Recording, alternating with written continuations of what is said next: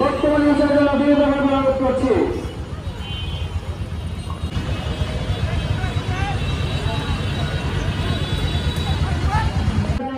অন্যতম সংগঠক অপূর্ব সাহা, ধন্যবাদ সবাইকে।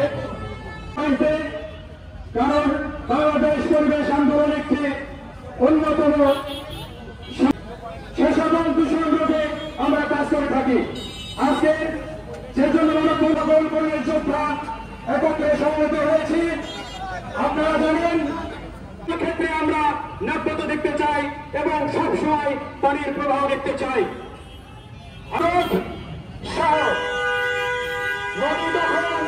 সকল কিছুর বিরুদ্ধে বাংলাদেশে যে নদী গঠন কমিশন রয়েছে, বাংলাদেশ সরকারের কাছে এবং নদী দূষণ করছে তাদের বিরুদ্ধে আইনি যত্রতত্র সুইচ গেট, যত্রতত্র নদীর সংস্কারের নামে আমরা চাই নদীর নাব্যতা থাকলে আমাদের কৃষি সম্পদ সুরক্ষিত থাকবে।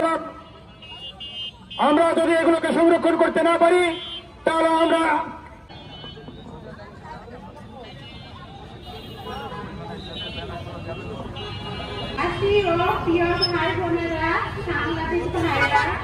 আপনারা জানেন আমার ছোট ভাই কিছু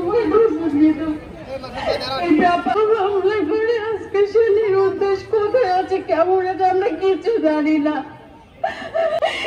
এই মিথ্যা মামলার জন্য আমরা বিশেষভাবে অনুরোধ জানাচ্ছি এই রাষ্ট্রের আমাদেরকে উন্নয়নের যে অভিযাত্রা সেটি আমাদেরকে অর্জন করতে হবে। সেটি অবশ্যই আমাদেরকে খুব শীঘ্রই করতে হবে। যে মানববন্ধন যে একটি প্রতিবাদ্য দেওয়া হয়েছে তাদের মধ্যে এখন সারা বছর অথচ আমাদের জন্য দুর্ভাগ্য আমরা পদ্মার মতো একটি নদী পেয়েছি রাজশাহীতে।